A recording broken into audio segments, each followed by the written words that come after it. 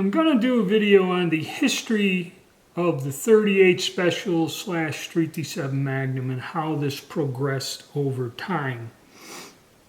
Now, where it all started was post-Civil War cartridge conversions of 36 caliber revolvers used a 38 Colt short, then there was a 38 Colt long, 38 Special, then .357 Magnum. But the reason I have the two guns here is I have my 38 Special and I have a Smith & Wesson model. I believe it's 31 they ended up calling it. But this is in 32 Smith & Wesson long. Okay, this revolver. And at the turn of the century, from 1900 until, I'd say, getting towards World War I, I'm not quite sure the date the 38 Special took off, most police forces and departments used a weapon like this, calibered in the 32 Smith & Wesson long. And if you notice, this gun's a lot smaller. The frame is smaller and lighter than the 38 Special. And a lot of the early 38 caliber guns that Colt and Smith & Wesson made were they were smaller than this more modern one, but a little bit bigger than this 32. So I have some cases here. We'll take a quick look at them. And just to give you an idea what size comparison, this is the 32 Smith & Wesson long. And that was a standard for most police departments in the early part of the 20th century. And you can see it here compared next to the 38 Special with a 158 grain lead bullet. Generally the 32, I think the most you could go with a lead bullet was 110 grains. So not a very effective cartridge. I'll stand them up here side by side and get a better look at them. So there you see the two of them together. Now, where it all started, I have a 32 Colt short, and these would use heeled bullets, and then the 38 Colt long would be a little bit longer and started using the .357 diameter bullet. And when that was adopted by the Army in the 1890s, they found it very underpowered and insufficient. So they tried to come up with something better, the 38 Special, but by then, in 1911, the military tested the .45 ACP and said that was a great deal, and the Army adopted the Colt 1911 pistol as the standard service round, or service handgun. But the 38 still was used by security. Air Force personnel were armed with 38 Special revolvers. And then here we have 38 Smith & Wesson. Now, this is a totally different cartridge. As you can see, it's about the same size as the 38 Colt short. But the difference is this is not interchangeable with the other 38s. This uses, instead of a .357 diameter bullet, this uses a .361 diameter bullet and was loaded up to 200 grains. And this is what the British Webley revolvers of World War II used, and this thing stayed in service well into the 50s, 60s with police departments in Canada and that. So there's a difference. 32 Smith & Wesson uses a larger diameter bullet and will not work in a 38 Special. And the 38 Special superseded the 32 in time as the standard issue police cartridge. Now we'll go to the computer and I'll give you the history, dates, measurements, and all that fun stuff here and give you the exact information on these cartridges.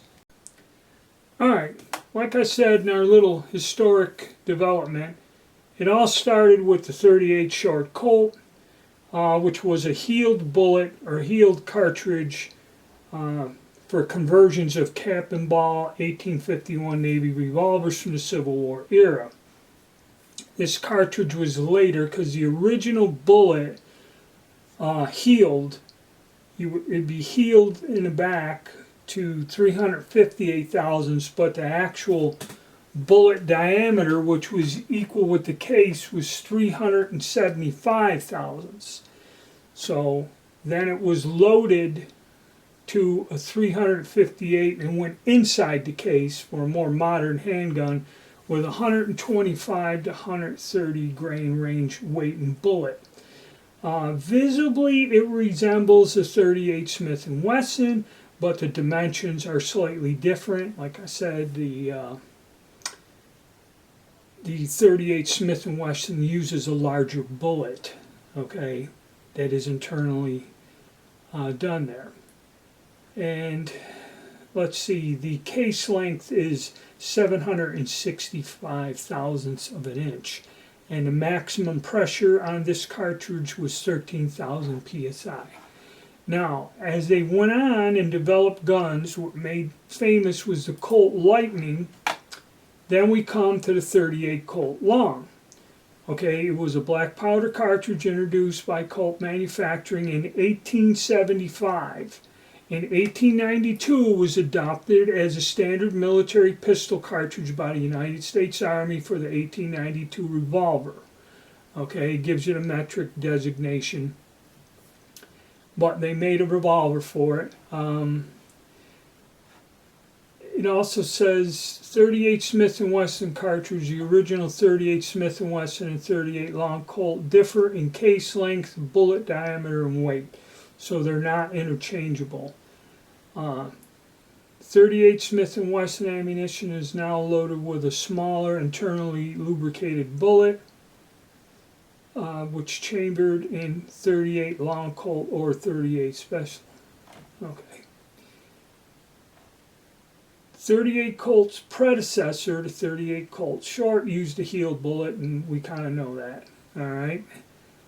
Let me get to some more, and basically that's what it is. It uses a bullet diameter of 357. So now we have a bullet that goes internally into the case at 357 diameter, which is standard for the 38 Special and a 357 Magnum. And the case length is now 1 inch 31 thousandths, other than the 700 and some odd thousandths. But then again, 13,000 psi is the pressure. And there's a little diagram of it. It shows the internally lubricated bullet with a round nose. All right, so it wasn't good enough. So now we go to the 38 Special. Now, a 38 Special, commonly known as a 38 Smith & Wesson Special, not to be confused with 38 Smith & Wesson. Okay, that's why they use that Special, or it used to be 38 Special. Okay, so there's a little bit of confusion here, because 38 Special uses a 357 thousandths diameter bullet, and it has a case length of 1 inch 155, so basically 100 thousandths longer than the 38 Colt Long. So it actually says here parent case is 38 Colt Long. This cartridge was designed in 1898 as an improvement to the 38 Colt Long.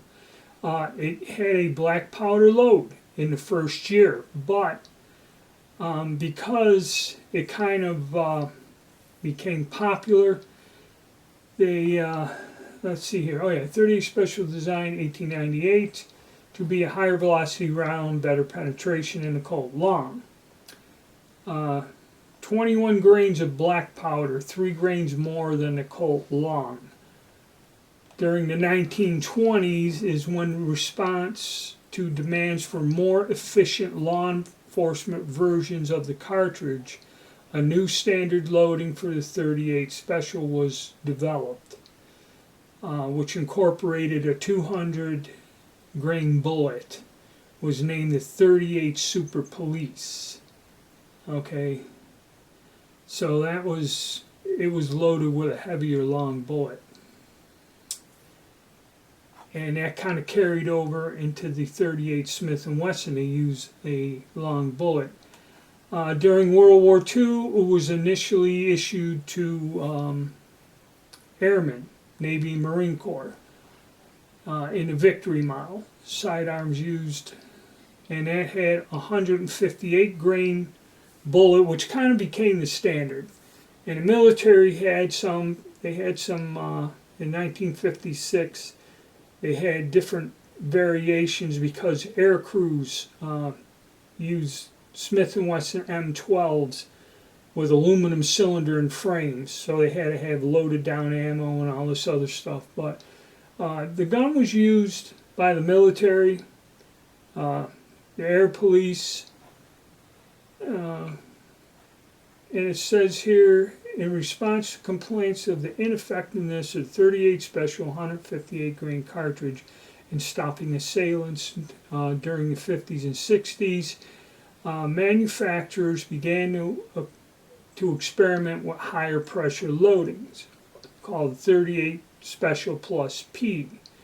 Okay, and standard 38 Special load is 15,000 CPU, I believe. And the maximum on this, according to the SAM standards, is CUP, and where is it CUP here? About 17,000 PSI. And as we go down, yeah, and see the plus P, you had to use a more modern gun. The earlier guns wouldn't handle that, the 1905s and the 1800s. Due to its low pressure, one of the lowest common use today by 17,000 PSI standards. They kind of say that it isn't that powerful. And we'll go here. So what you did with the Super Police, the 200 grain bullet, or the regular one, was about 900 feet per second. You did a plus P with a 150, got that up to 1,000 feet per second and 20,000 PSI, compared to the standard load of 17,500 PSI. Okay, so they kind of tried to breathe a little life into it by using a plus P, but eventually the 357 Magnum is what went on to be the police choice before they phased out in the 9s. Now, hand loading, let's talk about that. The thing about hand loading and the versatility is you can get bullets from anywhere from 90 some grains all the way up to 200, maybe 220, and everything in between. Be it cast lead bullets, full metal jacket bullets, which the military uses, jacketed hollow points. If you reload this cartridge, there's no limit to the things you can do. And the fact that it's a revolver and it head spaces off the rim, the overall length of the cartridge isn't critical like in most auto loading, like the 9mm and the 45. It's highly accurate. You can tweak loads for what you need, from light target loads to 200 grain Super Police behemoth loads, So there's a lot of versatility in this cartridge, and if you're a hand loader, this is one of the first pistol cartridges I learned to reload. This is a spectacular gun to use, and now there's a picture with the wad cutters, which were used for target shooting. And at one time, this ammunition was plentiful and really inexpensive. There's my Model 15, what it should look like. So yeah, and there it is with a soft point. Very versatile cartridge, and the guns are very accurate. It's kind of what I'm trying to prove here. But if you check out, you can get the detailed history. It's quite long, but as you see, it's a culmination over a long period of time from earlier cartridges up to this. And in the next one, we'll just do the As you can see, there's an early model gun there. That's one of the early ones. And the frame is lighter and smaller than, you wouldn't want to put no plus P in that. And so now we'll go and give the 38 or 357 Magnum its own video on the history of that. Alright, thank you guys and stay tuned.